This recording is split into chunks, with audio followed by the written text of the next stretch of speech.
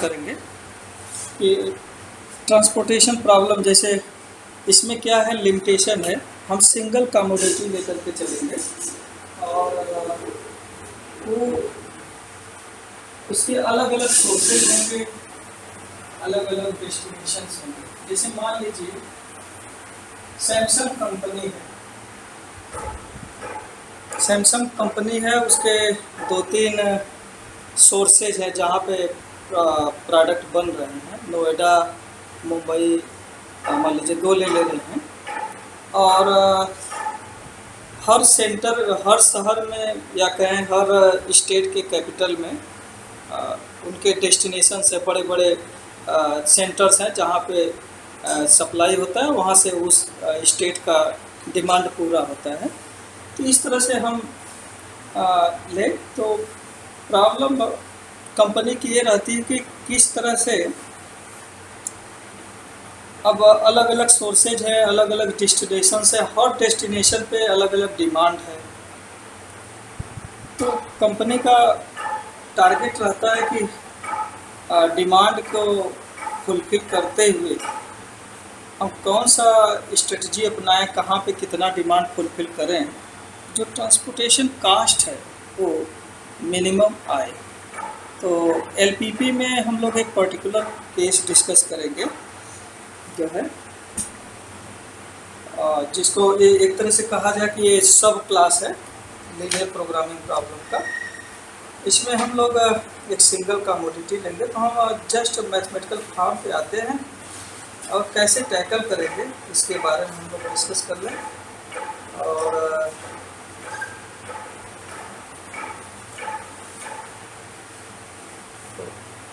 Just formulation पे आए यहाँ पे। तो इसको समझने से पहले कि हम ये जाने कि टीपी है क्या।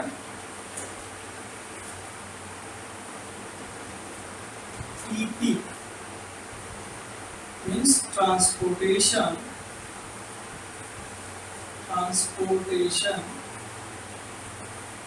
प्रॉब्लम।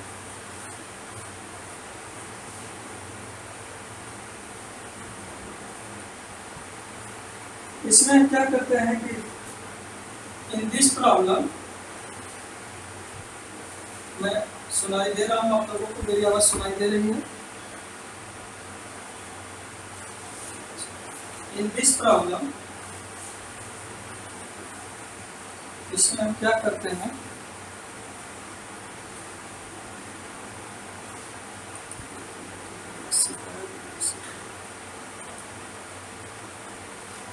हम आगे से एमएससी का अलग ही चलाएंगे क्योंकि बीएससी के साथ कई सब्जेक्ट हैं तो दिक्कत हो सकती है। In this problem the objective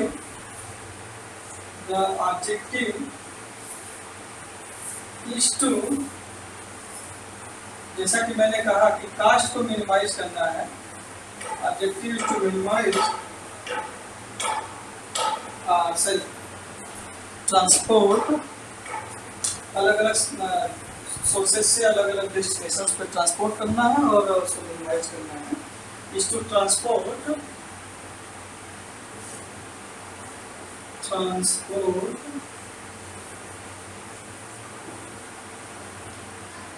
various quantities of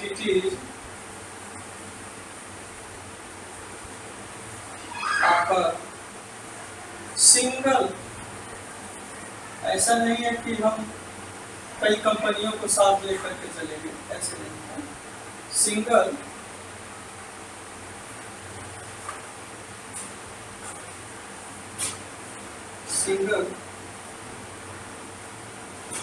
commodity.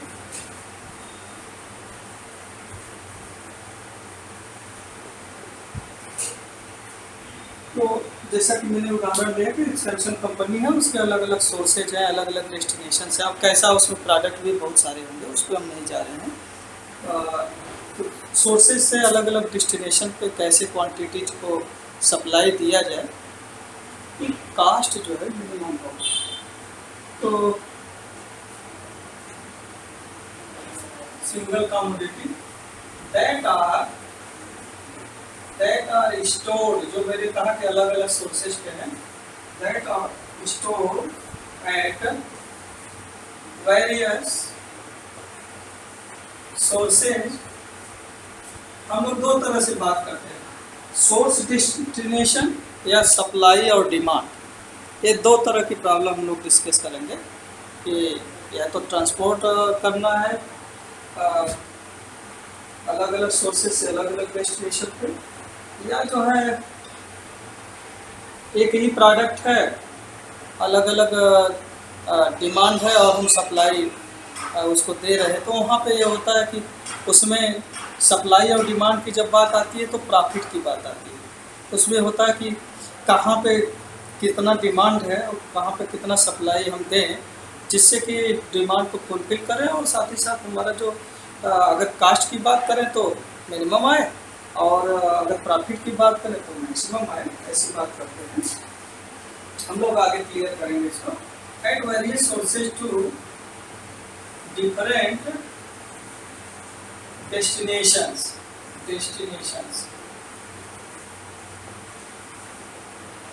ये बातें होती हैं। In that in such A way,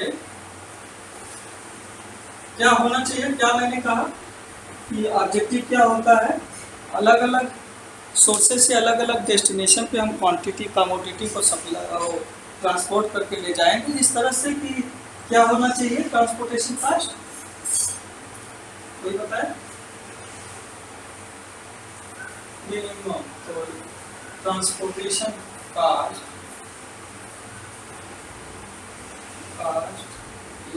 minimum के फार्मूलेशन, किस तरह से सप्लाई दिया जाए, किस तरह से सोर्सेज से डेस्टिनेशन पे सामान पहुंचाया जाए, कि यहाँ पे हमको ये पता रहेगा कि सोर्सेज पे कितनी अवेलेबिलिटी है और डेस्टिनेशंस पे कितना डिमांड है। ऐसा तो नहीं है कि बनारस में एक भी प्रोडक्ट नहीं बिका और हम तुरंत सारे के सारे प्रोडक्ट यहीं पे सप्लाई दे दें। ऐसा करेंगे क्या? बताएं।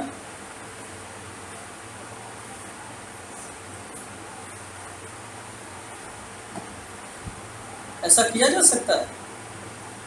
ऐसा कभी नहीं करेंगे, क्योंकि हमारा गोल है ट्रांसपोर्टेशन कास्ट मिनिमम हो, लेकिन उसके साथ एक और बात होती है, हमारा जो प्रॉफिट हो वो मैक्सिमम है ना। तो ये भी बात हम ध्यान में रखते हैं। तो हम सीधे आते हैं फार्मूलेशन पे, मैथमेटिकल फार्मूलेशन। मैथमेटिकल फॉर्म समझ लेंगे तो धीरे धीरे न्यूमेरिकल्स पढ़ेंगे तो और अच्छी बातें हम लोगों को क्लियर होंगी। क्या क्या मैथमेटिकल फार्मूलेशन ऑफ टीवी। अच्छा, इसमें दो तीन बातें हैं कि भाई कहाँ पे कितनी सप्लाई है ये बात हमको पता है और कहाँ पे कितना डिमांड है ये भी बात हमको पता है। ऐसा हम ले करके चलेंगे, मतलब ये हमें अवेलेबिलिटी और डिमांड और सप्लाई पता है, सोर्सेज पे कितने हैं और कितने पहुंचाने हैं ये भी पता है। ये बातें हम लोग ले करके चलेंगे। तो मैथमेटिकल फार्मूलेशन हम कैसे करते हैं, मान लेते हैं let there be m sources. मान लेते हैं जो हमारा ट्रांसपोर्टेशन प्रॉब्लम है उसमें n सोर्स हैं और n डेस्टिनेशंस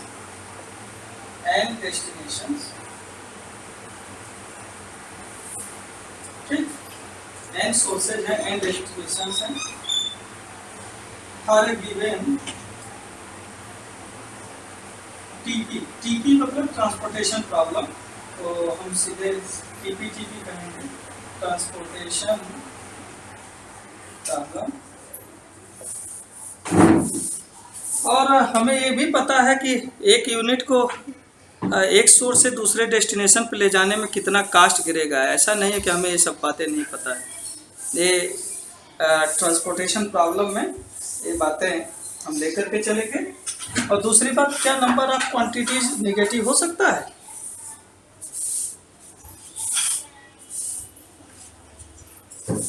नहीं ना। तो एम सोर्सेज है, एन डेस्टिनेशन है। एक कोई गिवन ट्रांसपोर्टेशन प्रॉब्लम है जिसमें एम सोर्सेज है, एम फैक्ट्रीज हैं, एन सिटी लोकेशन है जहाँ पे प्रोडक्ट को पहुँचाना है और फिर वहीं से अपना वो डिस्ट्रीब्यूशन हो रहा है। तो कंपनी का है कि कितना, किस तरह से कहाँ पे कितना पहुँचाएं प्रोडक्ट कि हमारा कास्ट जो है मिनिमम हो। तो यहाँ पे हम मानते हैं कि let X I J be the number of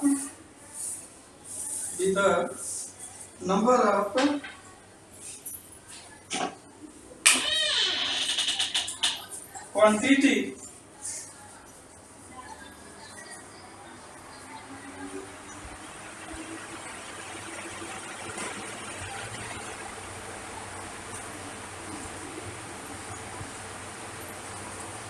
मान लेते हैं कि आईएच सोर्स से यानी डेस्टिनेशन पे हम जो प्रोडक्ट पहुंचा रहे हैं वो जो नंबर है वो एक्स आई जे, ठीक है। तो let X I J be the number of quantity which has to transport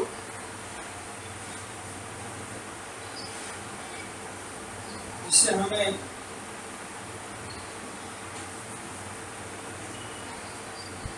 from ith source to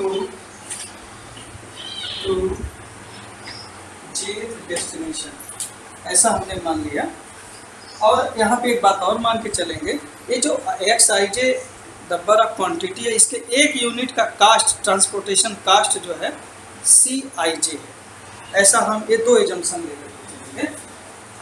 और आप जरा बताइए, कोई कंपनी प्रोडक्ट प्रोड्यूस कर रही है तो जो अवेलेबिलिटीज होगी, जो सोर्सेज होंगे, वहाँ पे जो अवेलेबिलिटी होगी क्या वो निगेटिव हो सकती है?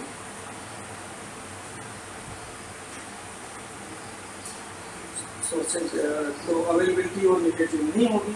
और जो डिमांड है वो भी हम मान करके चल रहे हैं कि कुछ डिमांड है, मतलब हम वही माल पहुँचा रहे हैं जहाँ डिमांड है। ऐसा नहीं है कि जहाँ पे माल नहीं, जहाँ डिमांड ही नहीं है वहीं पे ले जाके सब रख दे, ऐसा तो कोई नहीं करेगा।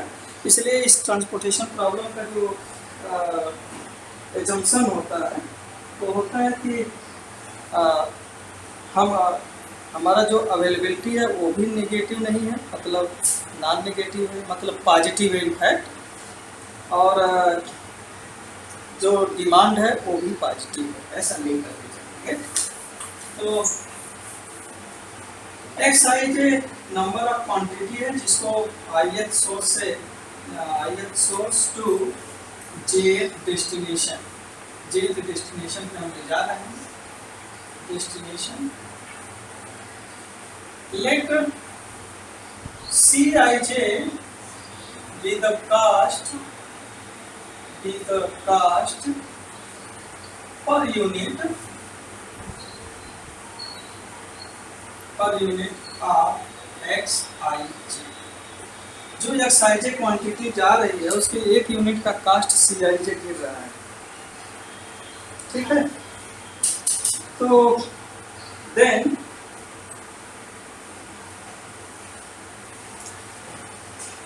यहाँ पे अब हम यहाँ पे मान लें let A I B the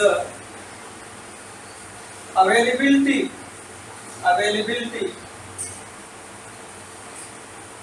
मेरी आवाज सुनाई दे रही है आप लोगों को? At ith source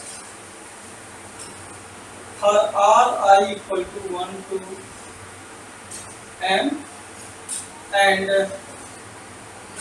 bj is the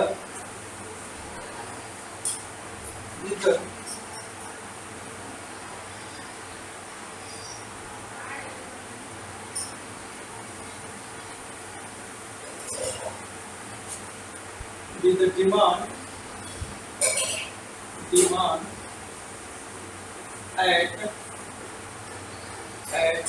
jth destination।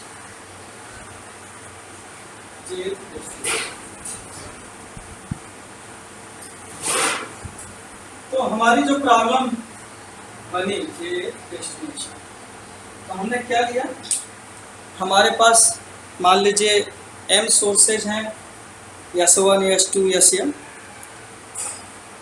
n destinations हैं, D1 D2 DM। ith source से jth डेस्टिनेशन पे ले जाने कितना क्वांटिटी मान लेते हैं कि XIJ यूनिट्स जो है सप्लाई दिया जा रहा है, पहुंचाया जा रहा है। और एक यूनिट XIJ की एक यूनिट का कास्ट जो है CIJ है। तो चलो आप लोग बताएंगे कि टोटल कास्ट कितना पड़ेगा, ट्रांसपोर्टेशन कास्ट कोई बताए। एक यूनिट का कास्ट है CIJ, तो XIJ यूनिट का कास्ट कितना होगा?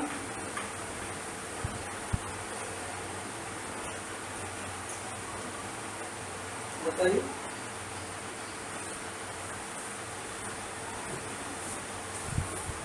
Thus, the corresponding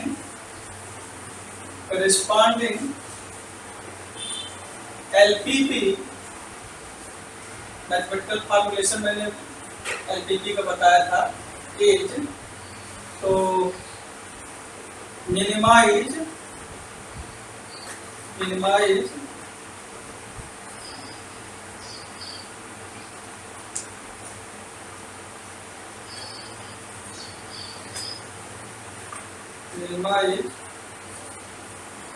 Z is equal to, ये टोटल ट्रांसपोर्टेशन कास्ट है। जैसा कि आप लोगों ने बताया कि एक यूनिट का कास्ट CIJ है, CIJ is the per unit cost of XIJ। तो XIJ यूनिट का कास्ट हो जाएगा CIJ XIJ। लेकिन कितने सोर्सेज और डेस्टिनेशंस हैं?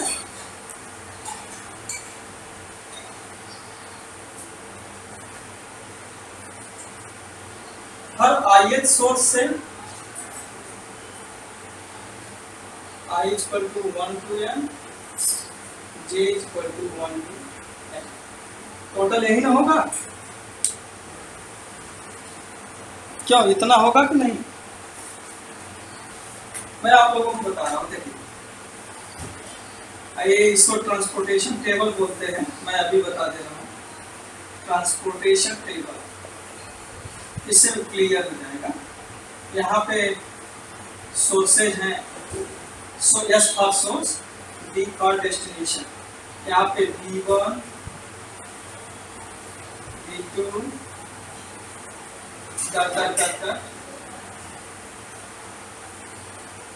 BN। और यहाँ पे पहले सोर्स को फर्स्ट रो से रिप्रेजेंट कर रहे हैं, दूसरे सोर्स को सेकेंड रो से, ऐसे करते हैं।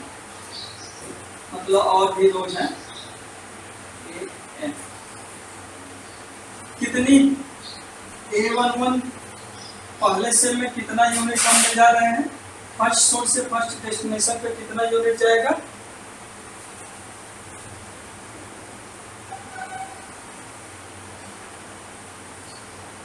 मेरी बात तो नहीं सुनाई दे रही है, नहीं समझ में आ रहा है क्या?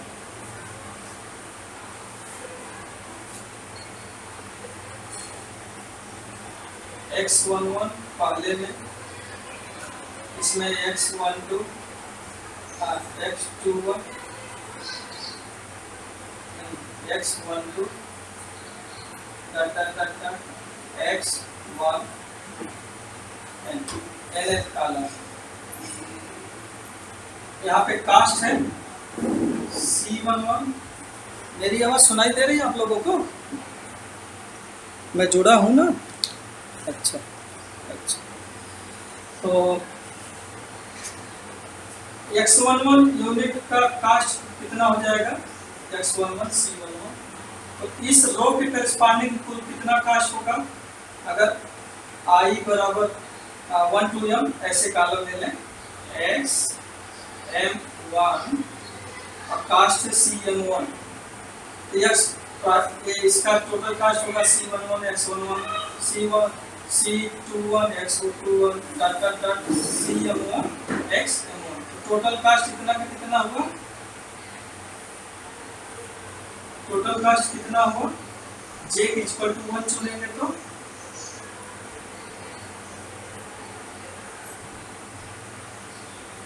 ये टोटल कास्ट नहीं निकाल पा रहे हैं क्या आप लोग?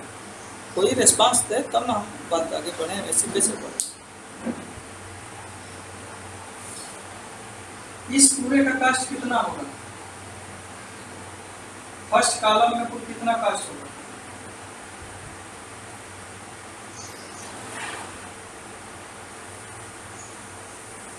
C21 है ना? ये तो पहले का हुआ, तो J बराबर 1 रखिए, देखिए यही आ रहा है कि नहीं आ रहा है? समेशन नोटेशन आप लोग जानते हैं ना, टोटल कास्ट होगा इतना। अब आप लोग BSc फाइनल और MSc के स्टूडेंट हैं, ज़्यादा नहीं होगा, अब कास्ट तो आप लोगों को बताना ही पड़ेगा। सब्जेक्ट टू कॉन्स्टेंट्स, कंडीशंस क्या क्या है जरा देखिए।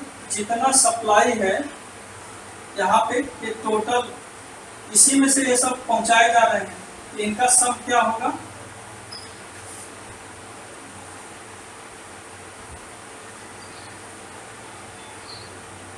इसका सम कितना होगा भाई? इसी हाँ A1। तो इन जनरल अगर हम कहें आयत को पकड़ें, अगर आयत को पकड़ें, आयत रो को, यही क्या होगा? डायरेक्ट लिख दें xi1 xi2 dot dot xin equal to ai, और ऑल आई कर सकते हैं, i इक्वल टू 1 तो हम लिख सकते हैं। इसी को जरा समेशन फॉर्म में लिखिए, देखिए समेशन, इसमें कौन सा इंडेक्स चेंज हो रहा है, फर्स्ट की सेकेंड?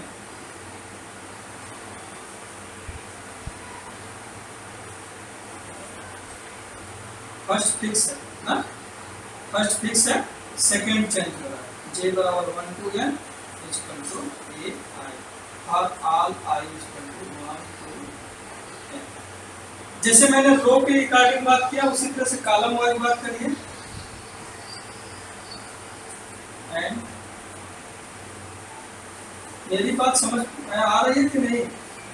आयत कॉलम, आयत जेथ कॉलम पकड़िए, जेथ कॉलम पकड़िए, तो यहाँ पे xij होगा कास्ट, यहाँ पे पहले में x1j, दूसरे में x2j, तीसरे में डॉट x एंड j, इतना होगा।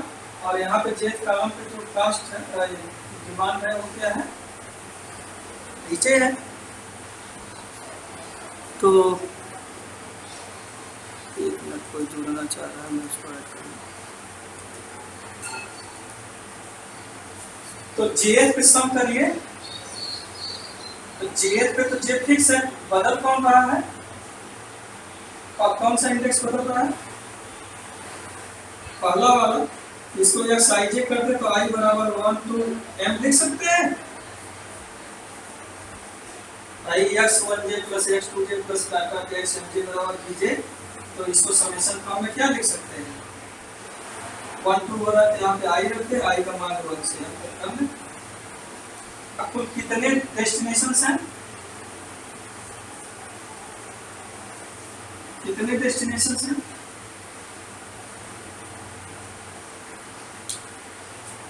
देखिए लिखा हुआ है,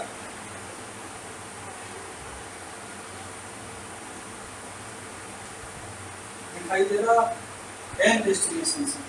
तो आपको क्या मिला? अगर 60 में हम कहें तो हम इसको मिटा दें। आप लोग नोट कर लिया होंगे इसको नोट कर लिए होंगे, तो मैं 60 में आप लोगों को क्लियर कर दूं। इसका मतलब ये हुआ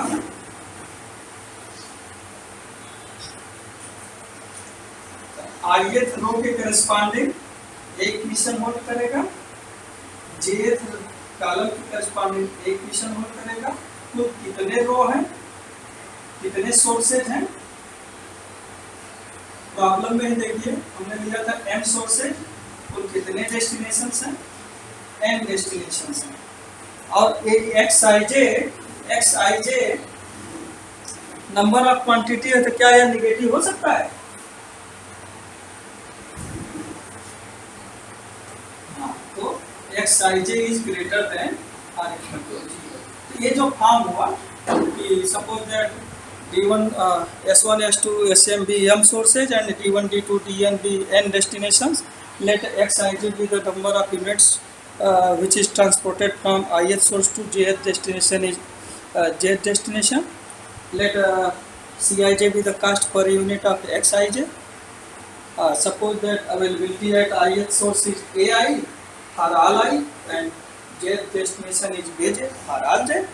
Then the LPP is minimized Z is equal to double summation Cij Xij और रो के अकॉर्डिंग हमने इक्वेशन लिखा तो इतना आया और कॉलम के अकॉर्डिंग लिखा तो इतना आया। अच्छा कितने इक्वेशंस बने इसमें कोई बोले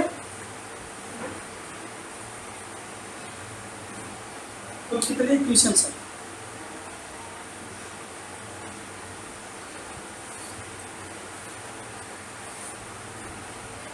यहाँ से m यहाँ से n तो total m plus n equations हैं।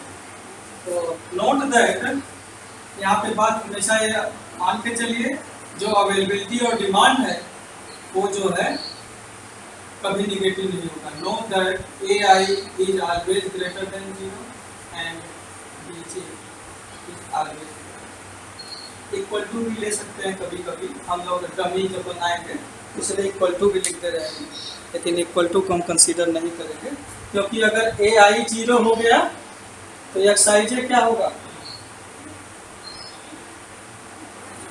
अगर कोई अवेलेबिलिटी 0 हो गई तो उस रो में जितने भी नंबर ऑफ क्वांटिटीज हैं वो कितने ट्रांसपोर्ट होंगे? अगर A1 0 है ये सब कितने होंगे?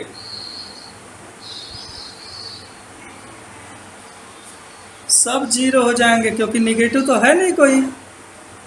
इसीलिए हम लोग क्या करते हैं ये जो है इसको ग्रेटर लेके चलते हैं।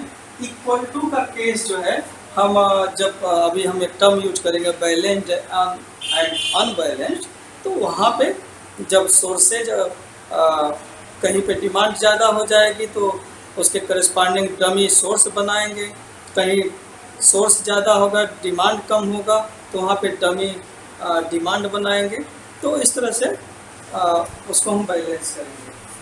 तो ये जो है कभी भी निगेटिव नहीं हो सकता, ये जो है हम लोग एज्यूम करके चलते हैं। तो शॉर्ट फॉर्म में कहें कि what is the mathematical formulation of PP. तो सपोज दैट देयर भी जो मैंने अभी बताया शुरू से लेक्चर में वो हमारा पीपी हो जाएगा और ये पूरा हम लिख देंगे तो इसको transportation mathematical form of transportation problem कहेंगे। और अगर हम टेबल बना के इसके करस्पॉन्डिंग तो हम इसको जो है ट्रांसपोर्टेशन टेबल कहेंगे। प्रश्न उठता है कि सलूशन कब मिलेगा, इसको हम मिटा दें तो कैसा दिखेगा ट्रीपी, ये बात समझ में आई? हम लोगों को जब भी प्रॉब्लम दिया जाएगा इसी फॉर्म में दिया जाएगा, जब भी प्रॉब्लम दिया जाएगा इसी फॉर्म में दिया जाएगा। अब कभी अगर इस फॉर्म में दिया तो हमें इसको इस फॉर्म में बनाना होगा, उसका टेबल बनाना होगा, मैट्रिक्स, इसको मैट्रिक्स फॉर्म भी बोलते हैं, ठीक ना। तो आगे और बातें आएंगी तो और क्लियर होगा। अभी जस्ट फॉर्म की बात कर लें तो ये फॉर्म हो गया और आई होप कि आप लोग नोट कर चुके होंगे। तो हम बात करना चाह रहे हैं कि सलूशन कब मिलता है, existence of solution,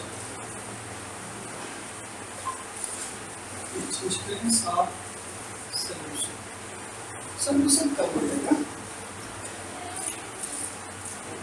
solution means यहाँ पे Xij ग्रेटर देन और इक्वल टू 0 है, तो ध्यान रखिएगा कि कौन सा सलूशन मिलेगा, हमेशा फिजिकल सलूशन मिलेगा। तो थ्योरम है बीएससी में तो ये कभी नहीं पूछा जाता, एमएससी में पूछा जा सकता है। Unnecessary and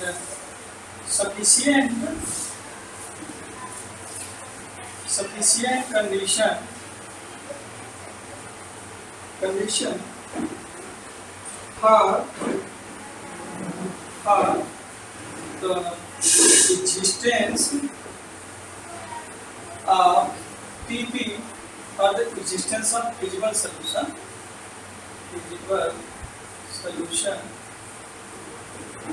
of TP is that क्या होना चाहिए, summation A I is equal to 1 to m is equal to summation B J is equal to 1 to n। और अगर किसी ट्रांसपोर्टेशन प्रॉब्लम में ऐसा कंडीशन हुआ तो उसको हम कहते हैं बैलेंस्ड टीपी, और नहीं हुआ तो कहते हैं अनबैलेंस्ड टीपी। तो प्रश्न उठता है कि सलूशन कैसे मिलेगा? तो अगर अनबैलेंस होगा तो उसको हम बैलेंस बनाएंगे, जैसा अभी हम जस्ट कुछ समय पहले बात की।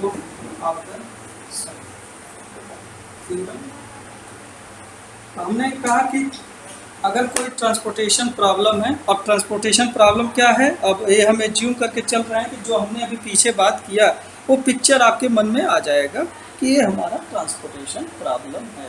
Means math minimize Z equal to double summation C I J X I J subject to summation X I J summation X I J where I is running from 1 j is running from 1 to n is equal to ai for all I, and summation xij I is running from 1 to m is equal to bj for all j with xij greater than or equal to 0। ये जो हमने बात किया था उसको हम लेकर के चलेंगे।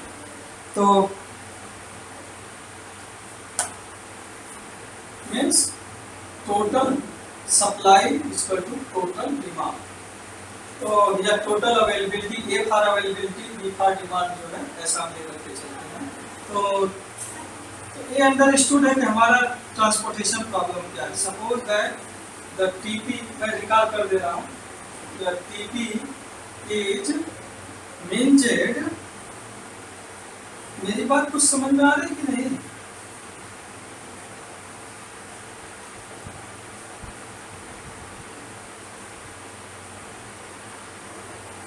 मेरी बात समझ में आ रही कि नहीं? मैं कुछ अभी नाम लिया हूँ, किसी में इसमें कोई समस्या हो भाई तो देखिए बेशक बोलिएगा, क्योंकि इतनी मेहनत करने के बाद भी समझ में ना आए तो फिर मेहनत बेकार हो जाएगी। समझ में नहीं आ रहा है पूछिए, 10 बार पूछिए। Mean z equal to this subject to, जो अभी हमने लिखा वही मैं लिख रहा हूँ, subject to summation x I j is equal to 1 to n is equal to ai for all I is equal to 1 to n। दूसरा condition summation x I j, अब कॉलम वाइज लेंगे, कॉलम वाइज लेंगे तो I run करेगा, I is equal to 1 to n is equal to bj for all j is equal to 1 और and करके नीचे लिख दें, दिख जाएगा नहीं दिख रहा, यहाँ पे लिखते हैं and x i j greater than. मान लेते हैं कि ये हमारा टीपी है और हम एज्यूम करते हैं कि इसका सलूशन मिल रहा है, एक्स आई जे इसका सलूशन है। ठीक है, मान लेते हैं कि हमें प्रूफ करना है सलूशन मिलेगा तो ये होगा, और ऐसा है तो सलूशन मिलेगा, यही ना प्रूफ करना है। नोट कर लिया आप लोगों ने? ये थोड़ा सा कट रहा है ना, थोड़ा मैं डिस्टर्ब करूं इसको।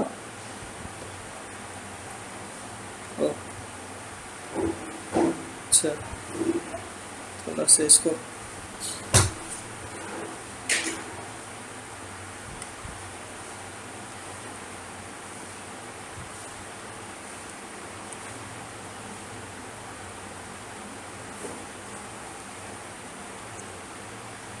अब पूरा दिख गया।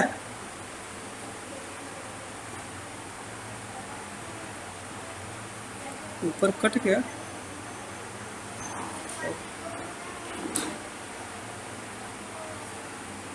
अच्छा,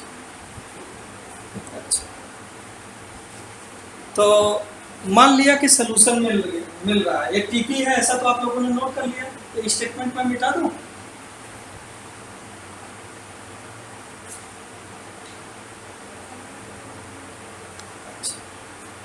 तो जरा बताइए कैसे प्रूव किया जाए, प्रूफ कैसे लिखा जाए। पहले मान लेते हैं कि सोल्यूशन मिल रहा है, तो हमें क्या प्रूफ करना होगा,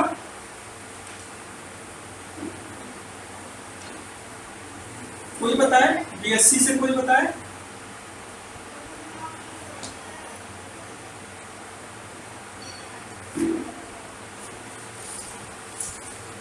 Suppose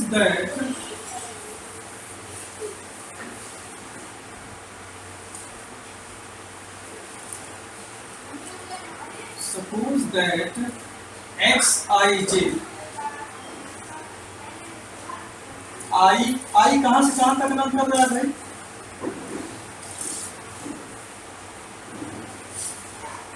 बताइए आप लोग, आई का मान कहां से कहां तक है, कितने सोर्सेज हैं, m सोर्सेज, कितने डेस्टिनेशन है, n डेस्टिनेशन है। मान लेते हैं कि ये जो है इसका सोल्यूशन है, b solution of TP given TP. इसका नंबरिंग हम कर लेते हैं, इसको 1 कर देते हैं, इसको 2 कर देते हैं। किसी को कोई दिक्कत भाई, जगह आपके पास होगा, इस वाले पार्ट को 1 नंबर कर दीजिए, इस वाले पार्ट को 2 नंबर कर दीजिए, ठीक है। तो क्या होगा जरा बताइए, प्रूफ हो गया, बताइए कैसे। अगर 1 और 2 होल्ड कर रहा है, देन 1 and 2 होल्ड्स, ये दोनों होल्ड करेगा। तो इस पे समेशन ले लीजिए, I is running from 1 to m, और इस पे समेशन ले लीजिए, J is running from, then मैं डायरेक्ट चल रहा हूँ, summation A I is running from 1 to m। अच्छा, ए आई का मान क्या है जरा बताइए आप लोग, 1 से इसकी वैल्यू रखिए, ए आई का मान क्या है बताइए। समेशन एक्स आई जे है ना, ओवर समेशन ओवर जे एक्स आई जे, यही है ना।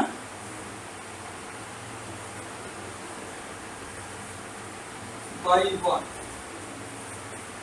अब ये तो डबल समेशन हो गया। आप लोग जानते हैं कि नंबर सिस्टम में फाइनाइट नंबर्स हैं, तो उनको ये विजिबिलिटी दिख रहा है कि गड़बड़ हो गया है,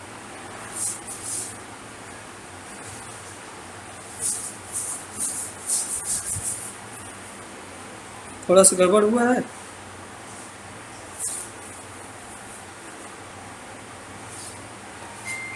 और गड़बड़ हो गया ना,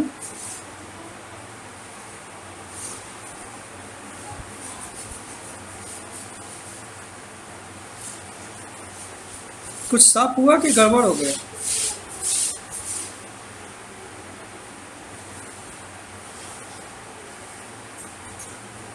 अच्छा, ये लगता है कैमरा बहुत बढ़िया नहीं मिला, धोखा हो गया। हाँ, कुछ अच्छा नहीं आ रहा, जबकि HD कैमरा करके दिया है। नीचे हमको साफ दिख रहा है, ऊपर अब कुछ हमें लगता है साफ हो गया होगा।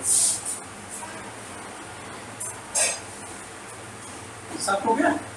डबल समेशन है, फाइनाइट नंबर ऑफ टर्म्स को आगे पीछे करने कोई दिक्कत होती है क्या समेशन में?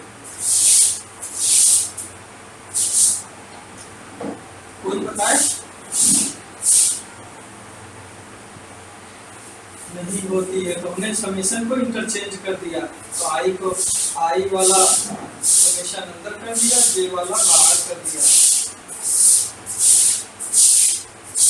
अब जरा सोचिए, ये वाला 2 को देखिए,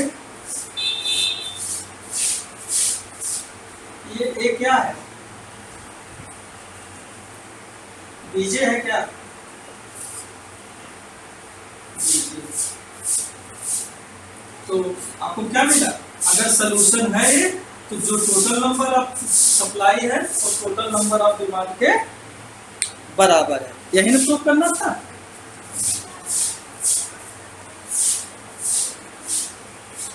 बताएं आप लोग, तो इसको मिटा दें, इसको मिटाया जा सकता है।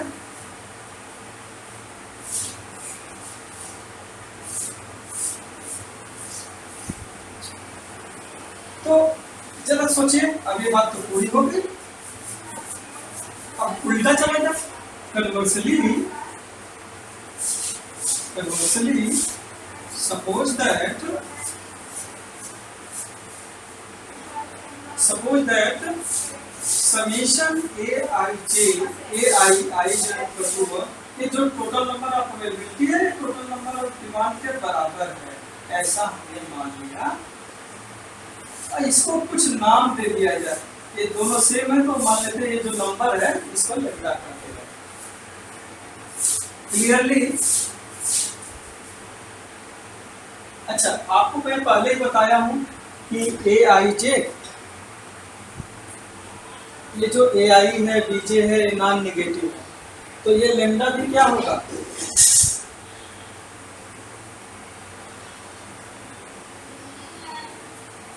अच्छा, क्या लैम्डा 0 होगा?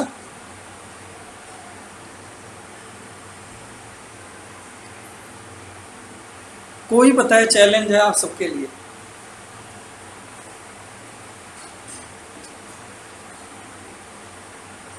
बता दीजिए फिर मैं आगे।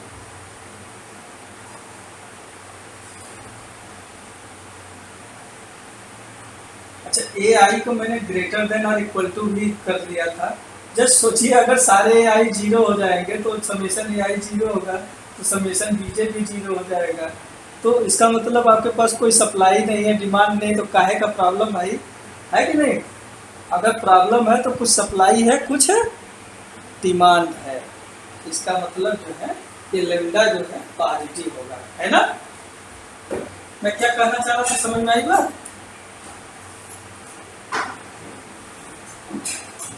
तो हम करना क्या चाह रहे हैं, एक सेटिंग करना चाह रहे हैं। Take X I J equal to A I into B J upon lambda. हमने क्या किया, A I into B J upon lambda X I J का मान ले लिया फॉर आर आई एंड। तो जरा सोचिए, हमें करना क्या है, हमें करना चाह रहे हैं कि सोल्यूशन जो है ये वाकई में सोल्यूशन है। अभी तो यही बात है कि ये सोल्यूशन है कि नहीं है। सोल्यूशन को होने के लिए क्या क्या चेक करना होगा भाई, तो बीएससी से कोई बताए?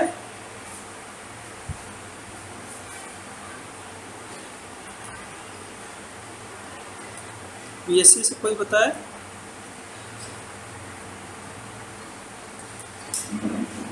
कोई बात नहीं। एमएससी से कोई बताए?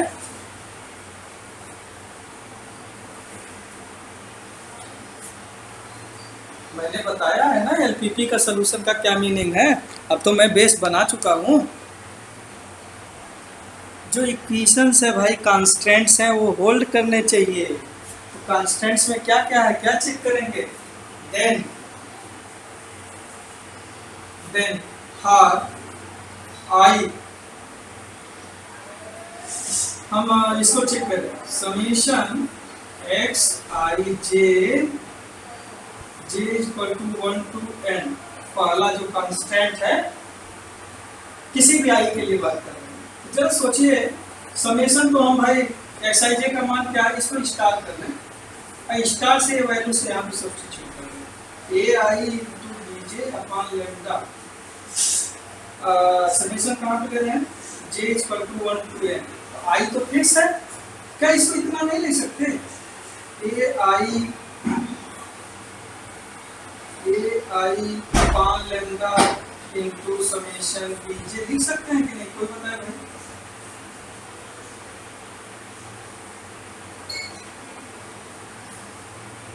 समेशन तो जे पे है ना। अब जरा सोचिए, यह कितना है, इसका कुछ नाम रख दिया जाए। इसका इस यहाँ से यूज कर रहे हैं आप लोग, अपने लिए कुछ नाम रख दीजिए। तो this will be A I upon lambda into lambda, इसको डबल हैश कर देते हैं। ये इक्वेशन नंबर हैश है, तो बाई हैश इस इक्वेशन को हमने यूज किया। तो कितना आया, ए आई आया, आ गया ना। इसका मतलब summation X I J, J is running from 1 to n, equal to A I. मैं उसी को जो प्रूफ किया उसी को एक लाइन में। तो दूसरा वाला पार्ट आप लोग प्रूफ कर लेंगे। सिमिलरली मैं चाहता हूँ कि टीपी बता करके थोड़ा सा आप लोगों को एक छोटा सा मेथड बता दूँ, ताकि आप लोग फन भी इसको पूरा साफ करिए, एंजॉय करिए इस टॉपिक को, और बाकी चीज़ें जो है। तो सिमिलरली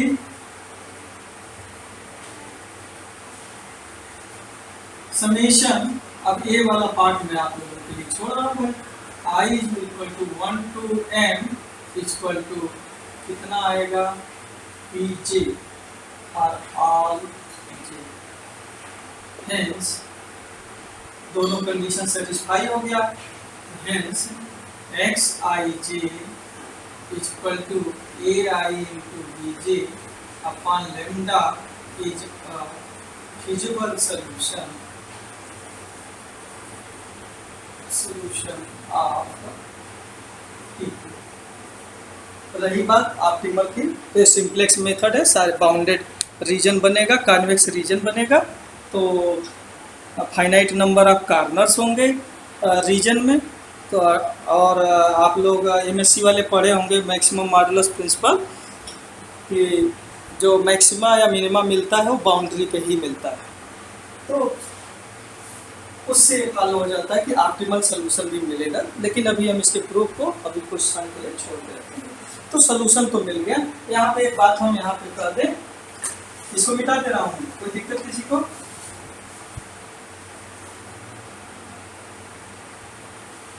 आई होप कि आपको तो ये बात तो हो गई। इसी तरह से एक टॉपिक में आप लोगों के लिए छोड़ूंगा, खासतौर से एमएससी वाले ग्रुप पे फोकस करेंगे, और बीएससी वाले अपना देखें तो देख सकते हैं। द नंबर ऑफ बहुत आसान सी बात है, नंबर ऑफ बेसिक वेरिएबल्स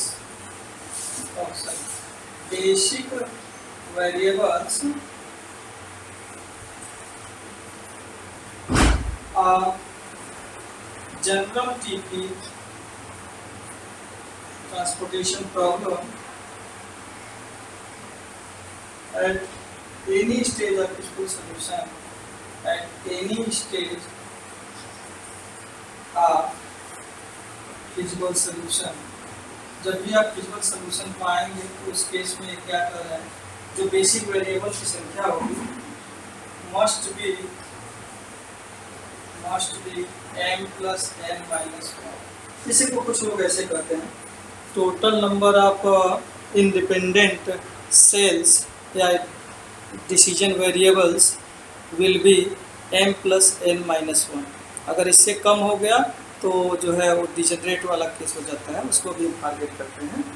तो ये बात समझ में आई कि टीपी क्या है, कैसे, थोड़ा सा कुछ आइडिया मिला होगा कैसे टेबल बनाते हैं और क्या करते हैं।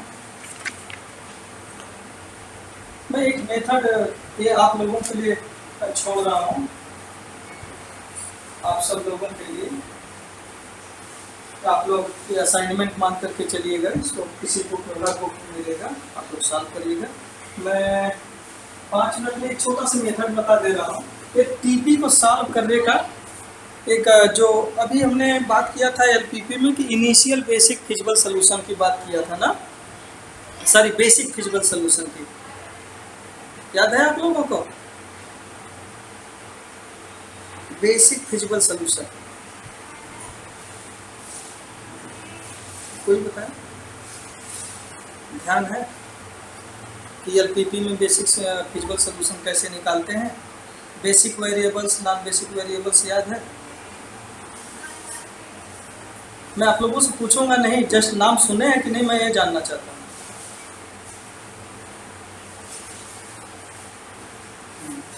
बस इतना बताइए, बाकी हम बताने के लिए मैं बता रहा हूँ। मेथड तो बेसिक सोल्यूशन निकालने के लिए method for finding basic feasible solution. पहला टारगेट होता है कि एक आसान सा फिजिबल सोल्यूशन निकाल लें एलपीपी का। तो वैसे यहाँ भी हम एक आसान सा फिजिबल सोल्यूशन निकालने का तरीका बताएंगे। इसमें 3 मेथड्स हैं। एक को कहते हैं north west corner rule, north west corner rule. दूसरे को कहते हैं least cost method, least cost method, या इसी का नाम है मैट्रिक्स मिनिमा मेथड। इसी का नाम है मैट्रिक्स मिनिमा। इसमें नाम और नहीं दिया है, कोई बात नहीं, मैट्रिक्स मिनिमा। तीसरा है ओगल्स मेथड, ओगल्स मेथड। अगर आपसे फिजिबल सोल्यूशन, कभी ऑप्टिमल सोल्यूशन पूछे तो आप लोग इससे लगाइएगा। बहुत सारे केसेस में ऑप्टिमल सोल्यूशन यही मेथड दे देता है। अगर आपसे सिर्फ बेसिक फिजिबल सोल्यूशन पूछे तो ये मेथड सबसे आसान है। कभी कभी ये दोनों का नाम लेकर के पूछा जाता है। तो हम 5 मिनट में हम एक टीवी लेंगे और थोड़ा समझाएंगे कि देखिए कितना आसान टॉपिक है। थोड़ा सा नाम इसका जान लीजिए, जो मैंने अभी बताया कि कुछ इसकी फिलॉसफी क्या है, कब सोल्यूशन मिलेगा नहीं मिलेगा, क्या कंडीशन है सोल्यूशन मिलने के लिए, ये बातें। तो अच्छा, नॉर्थ वेस्ट कॉर्नर रूल, नाम से लग रहा है कि नॉर्थ वेस्ट कॉर्नर। तो एक टीपी में ले रहा हूँ, इसको मैं एक आसान सा टीपी ले लूँ।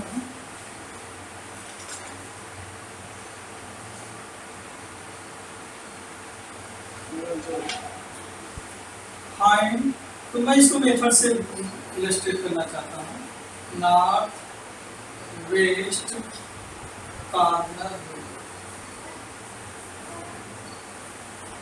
तो हम एक छोटा सा टेबल ले रहे हैं। ऐसा टेबल है, ये एक टीपी है। अभी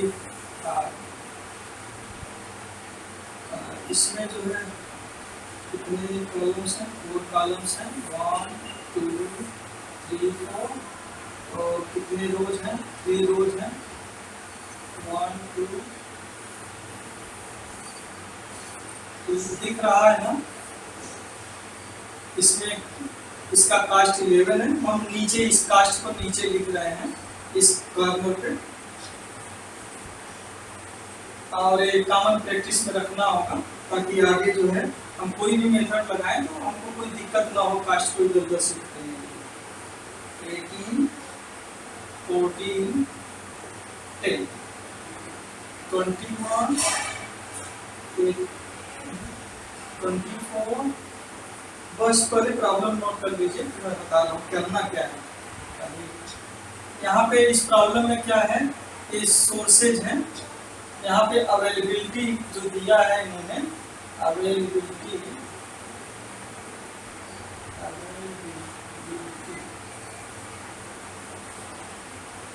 ये है। यहाँ पे 250 का है, यहाँ पे 300 है, यहाँ पे 400 है, और यहाँ पे डिमांड है 200। दिख रहा है आप लोगों को? 225, 275, 250 दिख रहा है कि नहीं, बताइए आप लोग।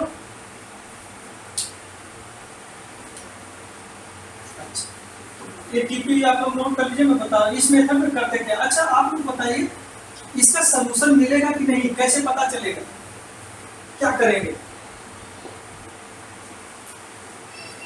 सिंस तो दोनों को जोड़ देंगे ना, तो कॉलम वाइज तो इसको, तो सिंस समेशन ए आई का मतलब 250 धन 300 धन 400, कुल कितना हो गया भाई 950।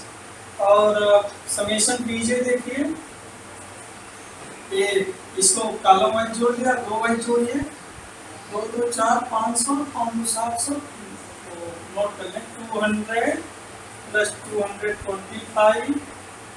पहला काम है, आप इसको जोड़ के देख लीजिए कि दोनों बराबर है कि नहीं। ऐसा क्यों करेंगे भाई, कोई बताए?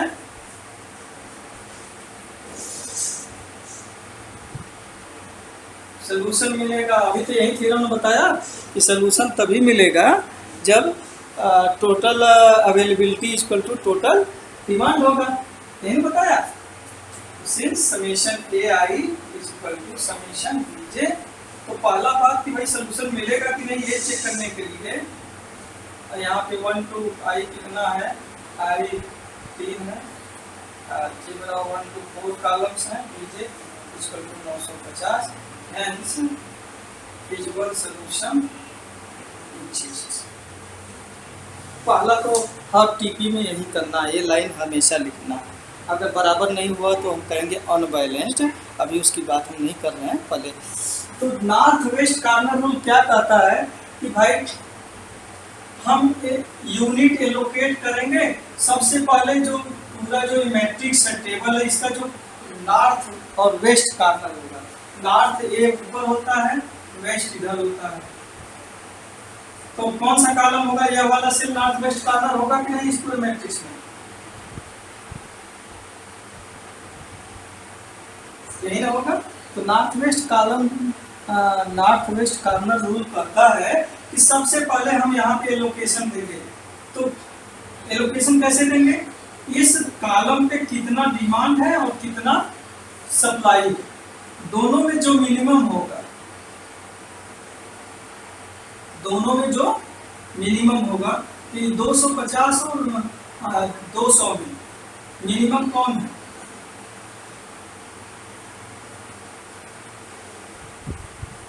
200 और 250 में मिनिमम कौन है,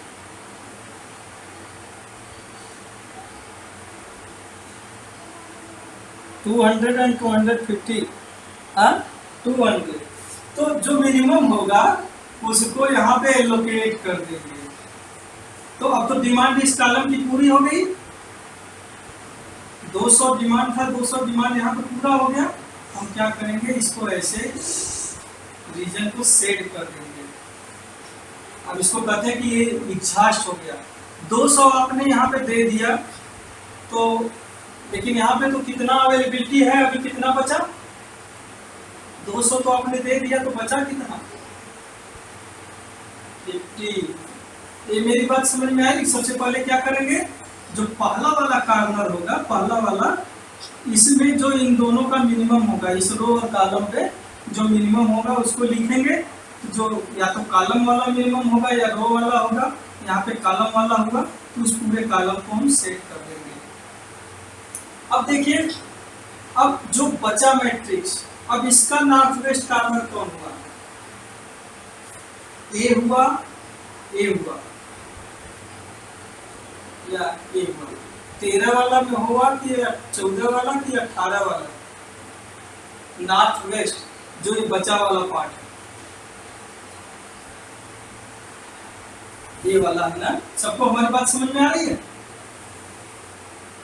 तो ये जो 50 है, इसमें अब इस कॉलम पे डिमांड है 225 का और अवेलेबिलिटी है 50 का। तो जो मिनिमम है, मिनिमम देखिए इसको ऐसे कर देते हैं, मतलब हमने लोकेट कर दिया, 50 हमने यहाँ पे दे दिया। अब देखिए मिनिमम ये था, ये पूरा खत्म हो गया, मतलब ये रीजन हमने सेट कर दिया। अब 50 यहाँ पे दे दिया, तो बचा कितना, 175। अब ये जो बचा, इसमें जो है नॉर्थ वेस्ट कॉर्नर कौन हुआ भाई, इस फिगर में नॉर्थ वेस्ट कॉर्नर कौन सा सेल होगा, ए होगा, ए होगा, ए होगा, ए होगा, ए होगा, ए होगा, मतलब 18 वाला होगा, 14 वाला, 10 वाला, 24 वाला, 13 वाला, 10 वाला, 18 वाला। सबको बात समझ में आ रही है ना। तो अब इस 18 वाले पे देखेंगे डिमांड कितना है, सप्लाई कितना है। जो मिनिमम होगा, तो यहाँ पे 175 मिनिमम है, कम है, इन दोनों में यही छोटा है। जो मिनिमम है उसको यहाँ पे लोकेट करेंगे, और फिर चूंकि ये मिनिमम था, ये काटेंगे, मतलब ये पूरा यहाँ पे डिमांड पूरा हो गया। तो बचा कितना यहाँ पे हमें, 125। अब 125 फिर अब यहाँ पे मिनिमम देखें तो 125 आई थिंक आप लोग समझ गए होंगे क्या कर रहे हैं हम। 125 एलोकेट करेंगे तो एग्जॉस्ट हो जाएगा। इसमें बचा कितना 150। अब 150 बचा तो 150 400 में 150 कम है, इसको एलोकेट किया, ये खत्म हुआ, 250 बचा, 250 एक सेल है, इस पूरे को 250 यहाँ पे दे दिया। तो ऐसे तो हम कहेंगे हेंस सोल्यूशन इज, तो सोल्यूशन लिखेंगे जहाँ जहाँ एलोकेशन है, बाकी सबको 0 लिखेंगे। x11 200, x12 दूसरे वाले में है 50, अब यहाँ पूरा हो गया। फिर x21 नहीं 22 दूसरा दो, दूसरा कालम 175, और x23 125, x3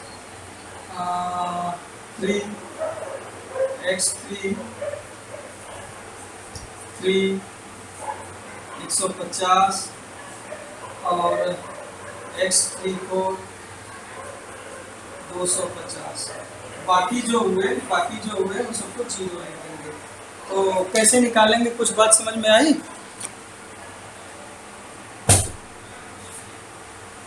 कुछ रिस्पांस दीजिए आप लोग।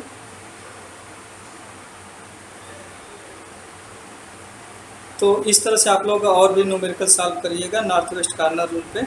सेशन को यहीं पे एंड करते हैं क्योंकि 5 मिनट बाद दूसरा क्लास है हमारा। Thank you.